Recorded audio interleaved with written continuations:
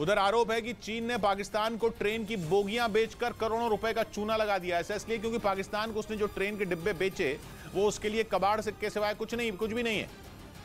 और ये बात पाकिस्तान को तब पता लगी जब वो बोगियां उसके देश पहुंच गईं। जानकारी के मुताबिक पाकिस्तान की शहबाज सरकार ने चीन से खरीदी ट्रेन की बोगियों के लिए $15 मिलियन यानी भारतीय रुपयों के हिसाब से करीब 120 करोड़ रुपए खर्च किए। लेकिन ये ट्रेन के डिब्बे पाकिस्तान में जाकर कबाड़ हो गए क्योंकि वहाँ की पटरियां इसे चलाने के काबिल ही नहीं है। ऐसा इसलिए क्योंकि चीन ने जो ट्रेन के डिब्बे पाकिस्तान भिजवाए उनमें ब्रेक लगाने के लिए इस्तेमाल होने वाला 20 इंच मोटा प्रेशर पाइप लगा है, जबकि पाकिस्तान में रेल की पटरियां महज 2.5 इंच मोटे प्रेशर पाइप के हिसाब से बनाई गई हैं। यानी अगर चीनी डिब्बों को पाकिस्तानी पटरियों पर दौड़ाया गया तो ट्रेन को रोक पाना नामुमकिन हो जाएगा। यही वजह है कि अब पाकिस्तान को इन डिब्बों की मरम्मत के लिए फिर से मोटी रकम खर्च करनी पड़ेगी। इस बीच उत्तराखंड के हल्द्वानी में रेलवे की जमीन पर अतिक्रमण कर बनाए मकानों को तोड़ने की तैयारी पूरी कर ली गई, जिसके खिलाफ उन मकानों में रहने वाले लोग 28 दिसंबर से धरने पर बैठे।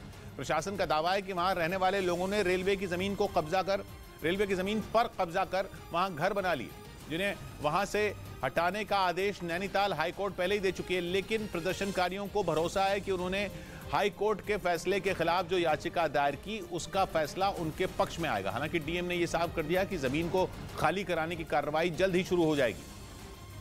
हम लोगों की तैयारी पूरी चल रही है और जितनी फोर्स की हमने डिमांड करनी थी वो कर ली है। उधर इराक के तानाशाह रहे सद्दाम हुसैन की गिरफ्तारी के करीब 20 साल बाद पहली बार उस सीक्रेट ऑपरेशन की एक डिटेल से पर्दा उठाया गया।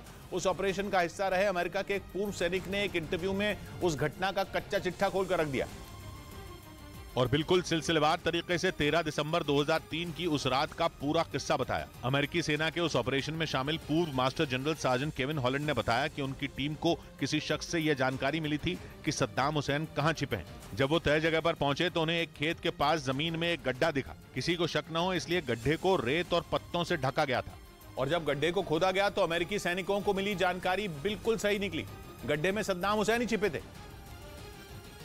मगर फिर भी अपने शक को पुख्ता करने के लिए अमेरिकी सैनिकों ने गड्ढे में एक ग्रेनेड फेंक कर देखा। ग्रेनेड फेंकते ही गड्ढे के अंदर से अरबी में कुछ बोलने की आवाज सुनाई देने लगी। रिटायर्ड अमेरिकी सैनिक ने बताया कि इसके बाद पहले गड्ढे से हाथ बाहर आते दिखे और फिर अमेरिकी सैनिकों ने सद्दाम हुसैन को खींचकर 8 फीट गहरे उस गड्ढे से बाहर निकाला। लेकिन सद्दाम हुसैन अकेले बाहर नहीं निकले। उनके हाथ में फुली ऑटोमेटिक ग्लॉक 18 हैंडगन थी। हैंडगन देखकर एक जवान ने सद्दाम के मुंह पर जोर से मारा और उनके हाथ से गन गिर गई। बताया गया कि सद्दाम के हाथ में रही वो हैंडगन आज भी अमेरिका के तब के राष्ट्रपति जॉर्ज बुश के पास है।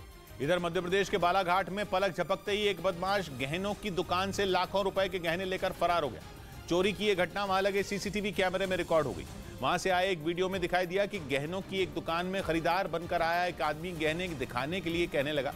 इसके बाद दुकान में काम करने वाले कर्मचारी का ध्यान हटते ही वो वहां से गहने लेकर गायब हो गया। गहनों की चोरी का पता चलते ही दुकान के मालिक ने पुलिस में शिकायत दर्ज कराई, जिसके बाद पुलिस आरोपी की तलाश में जुट गई। इस बीच नए साल में 2 दिन की बढ़त के बाद तीसरे दिन शेयर बाजार गिरावट के साथ बंद हुआ। ज्यादातर सेक्टरों के शेयर लाल निशान पर रहे, जिससे निवेशकों को करीब 3 लाख करोड़ का नुकसान हुआ। शेयर बाजार में बिकवाली की वजह से सेंसेक्स 636 अंक गिरकर 60,657 पर बंद हुआ। वहीं निफ्टी 202 अंक नीचे 18,030 पर पहुंच गया।